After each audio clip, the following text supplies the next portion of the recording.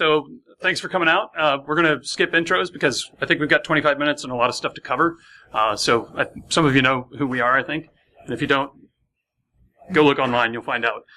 So this is Tracing Adversaries, Detecting Attacks with ETW. There's been another awesome ETW. Well, let's not say this one's awesome yet. But there was another. It was awesome. ETW talk this morning. So if you want more depth than what we're going to provide in here, you might check out Zach Brown's talk once it gets released. So I'm going to try and get through slides as quickly as possible so we can get to more interesting things, the real meat of the talk. So Matt and I started working on this, and I'll just say up front, Matt's done like 95% of the work on this. So Dave is very modest. No. Anyway. We started out with this fundamental question, are there on-box tools that can help us discover advanced adversary techniques? And the answer is ETW is one of those things, or we wouldn't be here talking about ETW. And one of the things that I wanted to tackle once I focused down on ETW is, two really big things. The first one is, how can I make ETW easy to orchestrate? Because out of the box, it's not necessarily very friendly for your average user. And then two, how can I use my background in incident response and forensics to provide some type of out-of-the-box capability that Dave and I found to be fairly useful, but then also lay the groundwork for others to take that research and then move it forward. So we're not going to cover a ton of the terminology, but there are just a couple key things that are important to understand when you talk about ETW. Again, Zach this morning covered all of these in greater detail than what we will. But just four key pieces of terminology you need to know. The first one is the provider. And this is just the supplier of the information. So the provider can be things from the kernel, from the operating system, or from things like layer 7 applications or services. Then there are things that are sessions. And sessions are just the collection of provider data. And so really a session can be made up of a single provider or multiple providers, and we'll talk about that a little bit more later. But all of these are then managed by the controller, which then basically just starts and stops these different sessions. And then the consumer, which is ultimately us, which then takes either, live memory streams of these events or reads them from files and then ultimately does something with them. And to illustrate this better than I ever can with words, this is what it kind of looks like in a visual image. So starting here with the ETW provider, your events are fed up into this end memory buffer that uses the session that's made by the controller that's ultimately fed down into either an event log format, which is ultimately what we're using in an ETL file, or you can process the events in real time, which does have some advantages. Then there's this thing called the kernel session.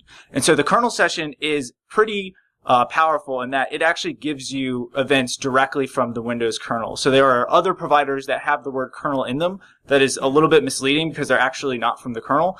This one is, but it also has some nuances and caveats when you want to interact with them. The first one is it needs to be controlled slightly differently. So I found that I cannot control application layer providers and the kernel provider in the same session. It requires two different sessions and two different buffer controls. These guys are nodding at me, so I feel like I'm actually making sense. And in older versions of Windows, you can only have a single session to the kernel provider. So if you have multiple tools, let's say things like Process Explorer, and you try to set some flags, you end up stomping on Process Explorer, or it will start up and then stomp on you. So in later versions of Windows, you can have multiple instances of these sessions, which makes things a lot easier.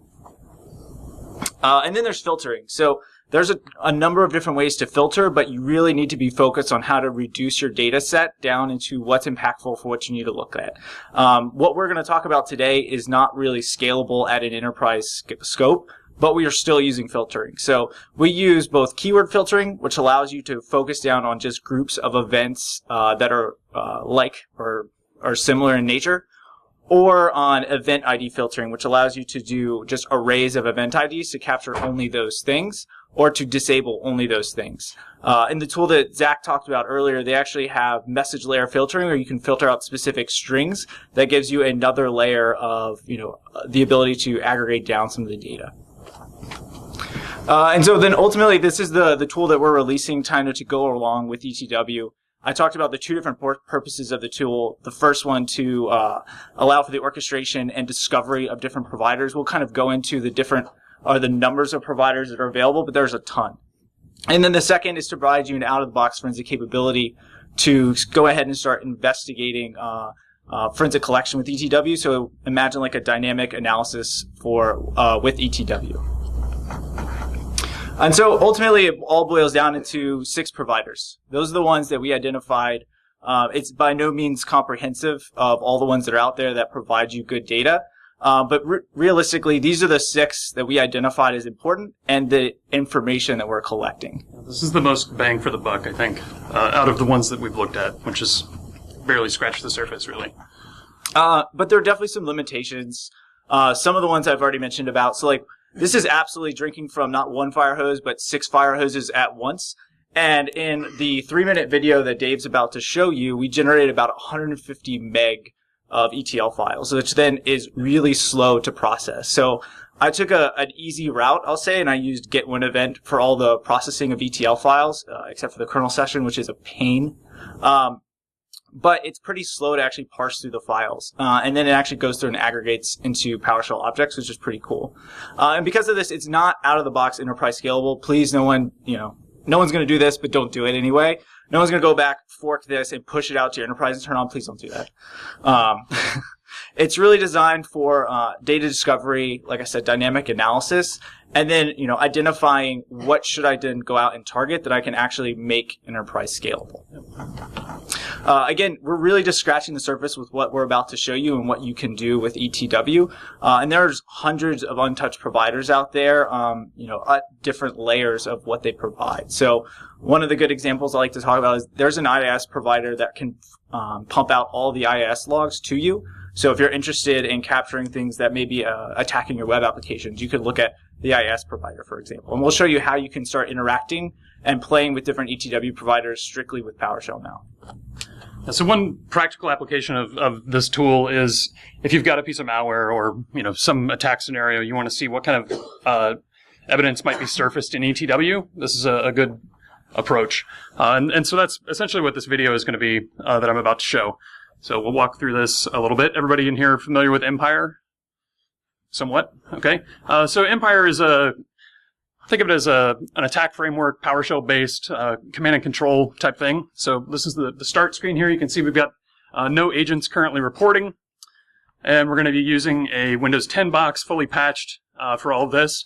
So initially, we're logged in to this account, norm no admin. This is a user with no admin privileges. And just to verify that, I'm going to run the whoami/all command. And you can see I'm not an admin on the box. I want to become an admin. So I know this is, apologize for people in the back, watch the video when it comes out, but down here at the bottom of the screen, just using certutil to download a PowerShell script from a Google shortened URL. Once that's downloaded on the box, and please, if you're a red teamers, raise your hand. Yeah, if you're a red teamer in here, please use certutil for downloading stuff. It's awesome. So yeah, download files, write them to disk. Certutil is great because it actually writes it in multiple locations, so use it. So I want to read the contents of that file. That's the next command here. So we've got the get content command, reading that in, passing it out to outstring, and then passing it to invoke expression. This will get past PowerShell restriction policy or execution policies if there are any that are not pushed out via GPO. And then, so once that script is loaded, I'm running a command here called get GPP password. Anybody not familiar with that? Okay. So this is a script that is useful for elevating privileges in what I'm told. I'm not a red teamer, but red teamers tell me this is one of their favorite techniques. If you've ever used group policy preferences in your environment to set local admin passwords, the local admin password is sitting out in a sysvol share somewhere. It's AES encrypted, so you'd think it would be safe. Microsoft unfortunately released the private key inadvertently and apparently can't roll it. So if you're using group policy preferences to set local admin passwords, you're vulnerable to this attack. So we run the script, we get the local admin password, and so now we're just going to do a run as and do cmd, type in the administrator password, and now I've got an admin shell on the box, and you can see that by who am I with administrator. So the next thing I need to do as an attacker is get the PowerShell agent on the box. So I'm just going to do the dumb thing here and load up Notepad and copy in PowerShell's agent launcher. So that's just a copy paste. It's a VB script in this case. There's dozens of different ways to get the launcher or stager code on the box. In this case, I'm just doing the simple VB script. And this is going to call, as you can see, a PowerShell encoded command. Save that, and now I just cscript and run launcher.vbs. And so now I've got an agent running on this box, and you can see Empire shows there's an agent reporting, so we're going to interact with that agent. Do sysinfo, you'll see we have an agent running as administrator in a PowerShell context. What if that PowerShell window closes? What if the user logs out? I need to be able to persist somehow on this box. So we're going to do a PS inject with the listener, and let's just go into Spools V process because it runs a system. It's long running. Red teamers love it.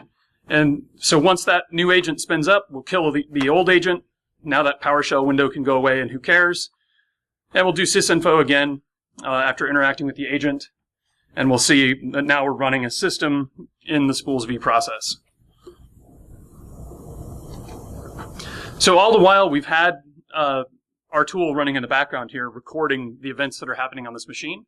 So now we have Spools V kick off the shell key user command, so we can see who the users are that are logged in. We're going to run Mimikatz, which is an Empire agent built in.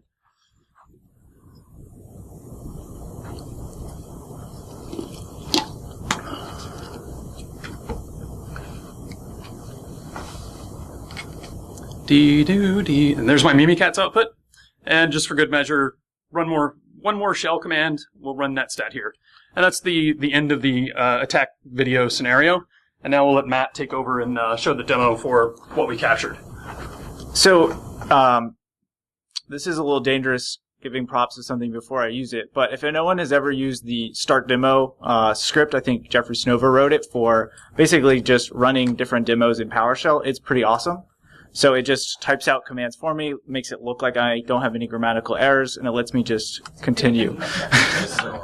It's so awesome. So anyway, I'm going to go ahead and import my module. We call it PSWasp, and expand all the different commands. So Dave mentioned that while we were running the attack scenario, we are also just running a single PowerShell command called get ETW forensic session, forensic collection. And what that does is it just allows me with a single PowerShell command to spin up all those 6 providers with the keywords already enabled and writes them out to a circular buffered output ETL file, so it doesn't grow to be infinitely large. And then at the end, we just run the stop. We stop our ETW sessions, and then we run it through the get ETW forensic event log that parses the ETL files into something that then we can digest with PowerShell. The other functions here are really just designed to help you interact with ETW providers as you want to expand your research. So the first thing we'll do is we'll kind of look at some of the other ETW providers on the system. So the first command I'm going to run is just selecting the unique number of ETW providers on Dave's system. So this is 602. On more modern versions of Windows, is over 1,000. So again, we're using 6. There's over 590 other ones that are untouched, and I can promise you they contain other useful information. So the WMI provider is another one that got mentioned this morning that's absolutely valuable. There's a registry provider that if you're brave enough to turn it on, it contains really good data. There's just a lot that's out there. So let's drill into one of these and figure out like what can we actually tell by looking at these providers. So the one that we use probably the most is called the kernel process provider, which again is not coming from the kernel, but contains a lot of the same information that you can get from the kernel. And so what we can see here is a couple pieces of information. So on the top, you see that there's a name and ID. And this is really either the namespace or the GUID that represents the unique identifier for this particular provider. And so these have to be unique. And in some cases, you'll see that the ID is just straight zeros, and that generally means that it's not going to be useful for you. I found that the helpful links are not very helpful, but maybe there's something else there. Otherwise, if there's different levels that you can enable, other different types of information, and then there's these keywords. So keywords are the first level of filtering that we implement in order to only turn on like events that we care about. So I'm going to enumerate the different keywords for this kernel provider. So you see that we can break it all down into process events, thread events, image load events, CPU priority, and a couple others. For what we're enabling, all we're doing is the first 3. So process, thread, and image. And then if you actually wanted to investigate what is going on, you can get more information about the specific events recorded by each provider. And so yesterday in Matt Grader's keynote, he did a really good job of explaining his thought process of when he went about, just flipping register keys to bypasses, which seemed relatively straightforward. But this is really my thought process when I started investigating different ETW providers. The first thing I did was I would enumerate tasks. And they give you just a pretty generic name about what each task and the corresponding ID or value. So the value here is the event ID that you would see in the event log, and the name is just a fairly uninteresting but somewhat descriptive name. And then Dave actually discovered that we could go even further and pull out the specific event log messages without the variables being inserted into them. So if you're starting to investigate different providers, drilling down into the specific message events that get returned, and then identifying, hey, this looks like it could be interesting, assuming that %1 evaluates into something interesting, I can really take this somewhere. And then you can go about turning on the ETW provider, running some command, stopping it, and then just parsing it with get when event, and you're on your way. That's really how I did most of this research.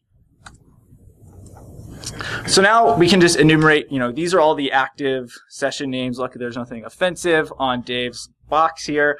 And so here's how we can understand what's already running. There's also ways that you can enumerate details about these sessions to understand what providers are on under the hood, what settings are on these providers, what keywords are there enabled. We're not going to do that right now. So now we're going to actually import the, in this case, it's what we collected during Dave's demo. So I used export CLI XML, so I'm just going to import this object in so we don't have to walk through the parsing. I mentioned it was slow. I'm not lying to you. So if we sat here and we parsed the whole thing, it would take about 2 or 3 minutes. So we're not going to do that.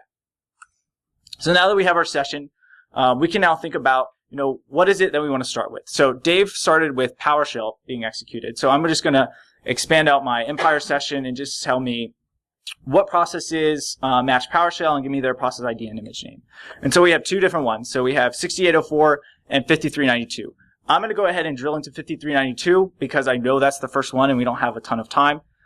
So otherwise, I could look at both of them. So I'm going to just, select all the different note properties that I can now look at with this single PowerShell process. So you have things like child processes, the command line, specific PowerShell commands, when it is created, any type of file system activity, and a bunch more. And depending on what information we're able to capture, so if we're able to grab this process start time and the stop time, you get a lot more. Or depending on what the process does, obviously depends on what properties we're able to enumerate. So if we're going to drill into this one specifically, maybe we want to start with different PowerShell commands. So let's look at all the unique PowerShell commands that Dave ran when he ultimately started up his session. And remember, it started with get GPP password. So we see pretty much right here in the middle, get GPP password is enumerated. Okay, but what if we want to take that a step further? And what if we wanted to know, okay, that looks bad, but I can name anything, whatever.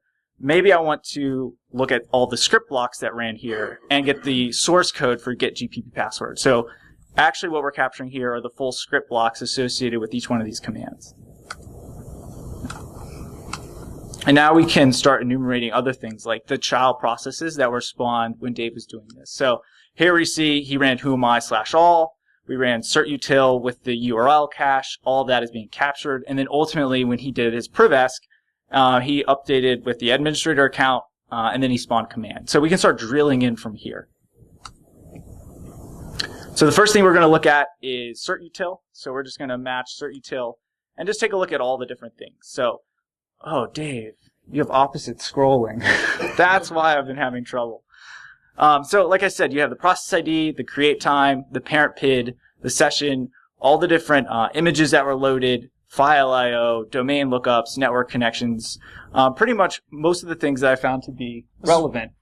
Where another place, if you didn't know, certutil is downloading another copy other than just that one file that was in the directory. It also writes it to the Internet Explorer cache, so keep using it. Good. Giving up all the jewels, Dave. I know. All right, so let's look up our domain lookup. So Dave's original command line was obviously a shortened URL, goo.gl. That expands out to... Oh, it is warm. It is warm. Oh, you guys, it's really warm. It's really warm. It's the maximum drinkable temperature. I suppose. Delicious. Without burning yourself. I just burned my tongue. Really? Yeah. Oh, it's the metal, too. The metal makes it worse. All right, so let's continue. So we've got our 2 domain lookups, and now we can confirm that the 2 network connections match up with the domains that were queried. And if we wanted to look up run as, so that was the next step in this attack, where Dave then pivoted from elevating his privileges to then spawning a command shell, ultimately as an administrator. And so here we grab everything from run as, including the full command line. But what's probably more important than run as is what was happened after that. So we're going to kind of dive into the child processes launched underneath the command prompt. So here we see command.exe, and if we keep going here, we'll see, okay, well, show me everything else that was launched under command.exe. And here you see who am I, that's what he ran to understand what his privilege level was, notepad, launcher.vbs, and then ultimately cscript.vbs. So if we look at these, so for example, if we want to take a look at notepad, and we wanted to just confirm the file I/O associated when he launched Notepad. We can confirm that yes, indeed, Notepad was used to then ultimately create launcher.vbs. And then when cscript was run, cscript also launched launcher.vbs. And more importantly, we can see, just even looking at this in child processes, that PowerShell is an immediate child process. I was man of waiting. Were you? Yeah. Oh, that's awesome. You have a career in this. Yeah. So here's the second instance of PowerShell that we first saw when I ran the initial command. And it's the child process of cscript that ultimately spawned the Empire agent. And as we dive into this version of PowerShell and look at the command line, you'll see it's, pretty synonymous with just interesting looking command lines that end in base 64 encoded text. So let's take a look at what this PowerShell did when we look at the sorted commands. And so since we know, it said invoke ps inject, invoke empire, we get a list here of all the different commands that were executed. And similar to what we had before, we can now pull out the source code for the Empire agent and capture it and associate it with this PowerShell process. So all of that is now here that you can enumerate with the script blocks. So let's continue. So if we want to look at file I/O of PowerShell, there's obviously some interesting looking file I/O that could be relevant. We don't know yet. We should go take a look at these. As we continue, we're kind of at the end of the rope. So if you looked at child processes here, you'll see that conhost, which is always launched with PowerShell, is just sitting there, which is fine. But if we think back to some of the domain lookups we saw earlier with let's pop a box, we can see that when you can see that this made a domain lookout to let's pop a box. I'm getting ahead of myself. And we can confirm that it made a network connection here. And then Zach alluded to this earlier. We can also pull out, the full number of kilobytes written and transferred over the web connection. You can also do this for file I/O, which is really cool. And this is something that gets captured at process exit and is a property associated with the process stop in the kernel process provider. So it's pretty cool. So as we continue, we can say, okay, what are all the loaded images associated with PowerShell? And not only do you get the image path, but you get the offset and length in memory that it was actually loaded into. So this is interesting a little bit later, but with PowerShell, things look relatively standard. So go ahead and close that out.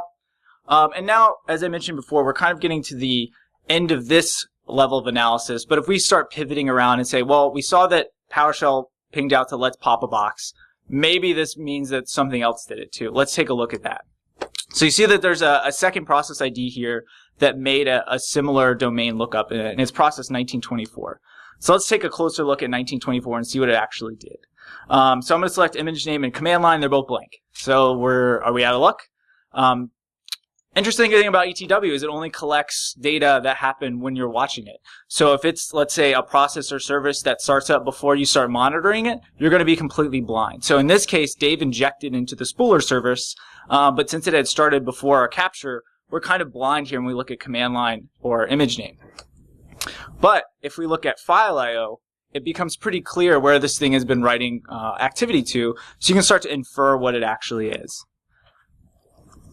So we're just going to move a little bit quicker here. So we're going to look at the child processes associated with this. So we see pretty much everything that Dave ran: queue user, who am I, and ultimately netstat. And then we're going to also just confirm the domain lookup of let's pop a box. And then here are all the loaded modules. And what's interesting here is that the automation DLLs have very odd offsets in this injected process. So if we look at this, they are at very different offsets in memory than all the legitimate loaded DLLs. So from here, we could potentially infer that this might have been injected. I don't know for sure, but it just looks suspicious. That and the automation DLL is into the spooler service.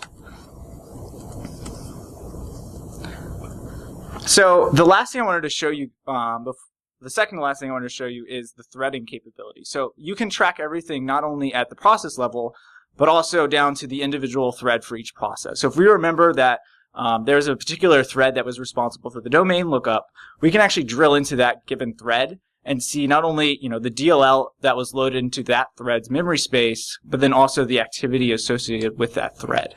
So in this case, this is a thread level tracking for individual processes that allow you to track things like domain lookups, file I/O, other things that we're tracking, including the loaded image associated with this thread. And similar before, so Dave ran invoke Mimikatz. You can see that here, and then we also can get the full invoke Mimikatz script block that we logged here. And then the last thing I added this morning, just because I got confused, is that we've been traversing a lot of different parent and child processes. And I thought, man, wouldn't it be nice if we had a way to graph this out? So one of the things I did this morning and last night, so I apologize for terrible ASCII art, is basically graph out all the different processes that we can watch. So this was the injected one. We see the children there. But more importantly, you can see, where we started with PowerShell and what that looks like. So you see, start with PowerShell. We see the child processes there, all the way down. So yeah, I think we're just out of time. I know Nick's coming up next. But appreciate the time. And yeah, we'll be outside if anybody has any questions or wants to talk further. Appreciate the time.